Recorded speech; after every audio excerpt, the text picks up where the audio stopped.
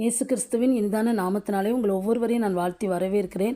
இந்த God's grace ஊழியத்தின் மூலம் உங்களை சந்திப்பதில் மிகவும் மகிழ்ச்சி அடைகிறேன். இந்த நாளிலும் கூட வேதத்திலிருந்து ஒரு கட்டளையை நம்ம தியானிப்போம். யாத்திராகம புஸ்தகம் 20ஆம் அதிகாரம் 8ஆம் வசனம், ஓய்வு நாளை பரிசுத்தமாய் ஆசரிக்க நினைப்பாயாக அப்படின்னு இந்த வார்த்தை சொல்லப்பட்டிருக்கிறது. இந்த ஓய்வு நாளை ஆண்டவர் பரிசுத்தப்படுத்தி இதை என்ன செஞ்சார், ஆசீர்வதித்தான்னு சொல்லி வேதத்தில் சொல்லப்பட்டிருக்கிறது. 6 நாளையில் எல்லாவற்றையும் உண்டாக்குனார். 7ஆம் நாளில் என்ன செஞ்சார், அந்த நாளை ஆசீர்வதித்து பரிசுத்தமாக்கினார்னு சொல்லி வேதத்தில் சொல்லப்பட்டிருக்கிறது. அப்போ இந்த ஓய்வு நாளை நாமும் கூட என்ன செய்யணும், பரிசுத்தமாய் ஆசரிக்கணும்னு ஆண்டவர் என்ன செய்கிறாரு, எதிர்பார்க்குறாரு. இந்த ஞாயிற்றுக்கிழமை தான் ஓய்வு நாள் என்று நம்ம சொல்ல முடியாது. நாம் ஞாயிற்றுக்கிழமையே ஓய்வு நாளாக என்ன செஞ்சுருக்கிறோம், வைத்திருக்கிறோம்.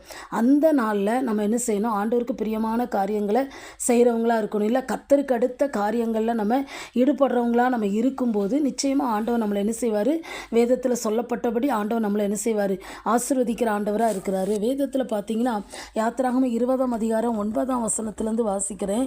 6 நாளும் நீ வேலை செய்து உன் கிரியைகளை எல்லாம் நடப்பிப்பாயாக. 7ஆம் நாளும் உன் தேவனாகிய கர்த்தருடைய ஓய்வு நாள். அதிலே நீயானாலும் உன் குமாரனானாலும் உன் குமாரத்தி ஆனாலும் உன் வேலைக்காரனானாலும் உன் வேலைக்காரியானாலும் உன் மிருக ஜீவனானாலும் உன் வாசல்களில் இருக்கிற அந்நியனானாலும் யாதொரு வேலையும் செய்ய வேண்டாம். கர்த்தர் 6 நாளைக்குள்ளே வானத்தையும் பூமியும் சமுத்திரத்தையும் அவைகளிலுள்ள எல்லாவற்றையும் உண்டாக்கி 7ஆம் நாளிலே ஓய்ந்திருந்தார். ஆகையால் கர்த்தர் ஓய்வு நாளை ஆசீர்வதித்து அதை பரிசுத்தமாக்கினார் சொல்லி வேதத்தில் என்ன செஞ்சிருக்கு, சொல்லப்பட்டிருக்குது. அதான் பழைய ஏற்பாட்டு நாட்களில் ஓய்வு நாளை மற்ற நாளை விட அதை விசேஷப்படுத்தி வைத்திருந்தாங்க. அந்த நாட்களில் நீங்கள் பார்த்தீங்கன்னா அவங்க எந்த ஒரு வேலையும் என்ன செய்ய மாட்டாங்க. சமைக்கிறது கூட அன்றைக்கி கிடையாது. ரொம்ப தூரம் அவங்க பிரயாணம் பண்ண மாட்டாங்க. கர்த்தருக்கு அடுத்த காரியத்தில் அவங்க செயல்பட்டாங்க. அந்த நாளில் அவங்க என்ன செஞ்சாங்க, ஓய்வு எடுத்து கொண்டாங்கன்னு சொல்லி வேதத்தில் என்ன செய்கிறோம், பார்க்குறோம். ஏன்னா அவங்களுக்கு ஆண்டவர் மோசே மூலம் என்ன செஞ்சிருந்தார், இதை கற்றுக் கொடுத்துருந்தார். ஓய்வு நாளில் நம்ம எப்படி பரிசுத்தமாக ஆசரிக்கணும்னு சொல்லி அதை கடைப்பிடிக்காதவங்க கொலை செய்யப்படணும் அப்படின்னு சொல்லி வேதத்தில் சொல்லப்பட்டிருக்கு. யாத்திராகமம் 31ஆம் அதிகாரத்தில் நீங்கள் 13லேருந்து நீங்கள் வாசித்தீங்கன்னா, ஓய்வு நாளில் வேலை செய்கிறவன் எவனும் கொலை செய்யப்பட வேண்டும் அப்படின்னு சொல்லி வேதத்தில் ஆண்டவர் அன்றைக்கி இஸ்ரவேல் ஜனங்களுக்கு சொல்லி கொடுத்துருக்கிறாரு. அதனால் அந்த நாள் அவங்க ரொம்ப விசேஷப்படுத்தி அந்த நாளில் என்ன செஞ்சாங்க, கடைப்பிடிக்கிறவங்களாம் என்ன செஞ்சாங்க, காணப்பட்டாங்க. இன்றைக்கி இந்த நாட்களில் கூட நிறைய பேர் ஓய்வு நாளில் என்ன செய்வாங்க, அந்த நாளில் கர்த்தருக்கு அடுத்த காரியங்களில் என்ன செய்வாங்க, ஈடுபடுவாங்க. எந்த ஒரு உலக பிரகாரமான வேலை இருந்தாலும் கூட செய்ய மாட்டாங்க. அந்த நாளில் வியாபாரம் செய்ய மாட்டாங்க. தன்னுடைய சொந்த காரியங்கள் எதுவுமே பார்க்காத நிறைய தேவ பிள்ளைங்கள் இருக்கிறாங்க. அப்படி நம்ம இருக்கும்போது நிச்சயமாக ஆண்டவர் நம்மளே நம்ம குடும்பங்களை என்ன செய்வார், ஆசீர்வதிக்கிற ஒரு ஆண்டவராக என்ன செய்கிறாரு, இருக்கிறாரு.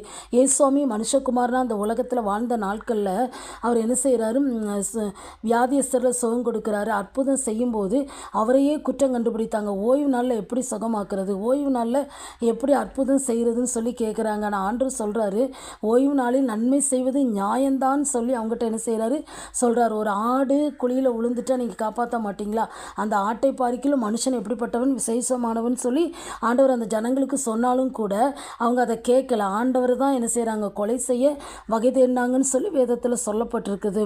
அந்த ஓய்வு நாளை நம்ம பரிசுத்தமாக ஆசரிக்கும் போது நிச்சயமாக ஆண்டவர் நம்மளை என்ன செய்வாரா, ஆசீர்வதித்து உயர்த்துகிற ஆண்டவராக இருக்கிறார். அதுக்கு வேதத்தில் நீங்கள் பார்த்தீங்கன்னா ஏசாயா 58ஆம் அதிகாரத்தில் 13-14 நான் வாசிக்கிறேன். என் பரிசுத்த நாளாகிய ஓய்வு நாளிலே உனக்கு இஷ்டமானதை செய்யாதபடி உன் காலை விலக்கி உன் வழிகளின்படி நடவாமலும் உனக்கு இஷ்டமானதை செய்யாமலும் உன் சொந்த பேச்சை பேசாமலும் இருந்து ஓய்வு நாளை மனமகிழ்ச்சி நாளென்றும் கர்த்தருடைய பரிசுத்த நாளை மகிமையுள்ள நாளென்றும் சொல்லி அதை மகிமையாக எண்ணுவாயானால். இப்படிலாம் நம்ம இருக்கும்போது அந்த ஓய்வு நாளை அப்படி மகிமையாக நம்ம எண்ணும்போது அப்பொழுது கர்த்தரில் மனமகிழ்ச்சியாய் இருப்பாய். பூமியின் உயர்ந்த இடங்களில் உன்னை ஏறி இருக்கும்படி பண்ணி உன் தகப்பனாகிய யாக்கோபுடைய சுதந்திரத்தால் உன்னை போஷிப்பேன். கர்த்தருடைய வாய் இதை சொல்லிட்டு. அப்போது நம்ம அதை ஓய்வு நாளை பரிசுத்தமாக ஆசரித்து அதை சரியாக நம்ம அதுக்கு முக்கியத்துவம் கொடுத்து அதை கடைப்பிடிக்கும் போது ஆண்டவர் அதற்கு பெரிய ஒரு ஆசீர்வாதத்தை என்ன செஞ்சுருக்கிறாரு, வைத்திருக்கிறார். ஏசாயா 58:14 நீங்கள் பார்த்தீங்கன்னா அந்த நாளில் பூமியின் உயர்ந்த இடங்களில் ஏறி இருக்க பண்ணி யாக்கோபின் சுதந்திரத்தால் என்ன செய்வார், ஆண்டவர் ஆசீர்வதித்து மேன்மைப்படுத்தி உயர்த்துகிற ஒரு ஆண்டவராக இருக்கிறாரு.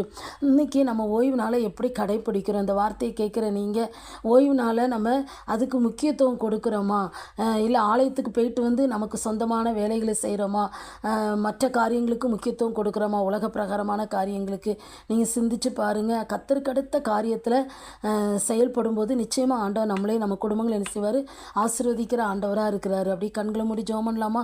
எங்களை நேசிக்கிற நல்ல தகப்பனே, இந்த நாளிலும் கூட நீர் எங்களோடு பேசின அந்த வார்த்தைக்காக ஸ்தோத்திரம். அந்த பரிசுத்த நாளை கர்த்தர் ஆசீர்வதித்து அதை பரிசுத்தப்படுத்தினீங்கப்பா. நாங்களும் கூட ஆண்டவரே அந்த நாளை ஒரு பரிசுத்த நாளை பயபக்தியோடு உண்மை ஆசரிக்க தேவன் எங்களுக்கு கிருபை தாங்க. இந்த வார்த்தைகளை கேட்குற ஒவ்வொருவரும் நாங்கள் இந்த காரியத்தில் உமக்கு பிரியமாய் வாழ எங்களுக்கு உதவி செய்யுங்கப்பா. நீங்கள் அப்படி செய்ய போகிற கிருபைக்காய் ஸ்தோத்திரம். இயேசுவின் நாமத்தை ஜெபிக்கிறோம் நல்ல பிதாவே, ஆமென்.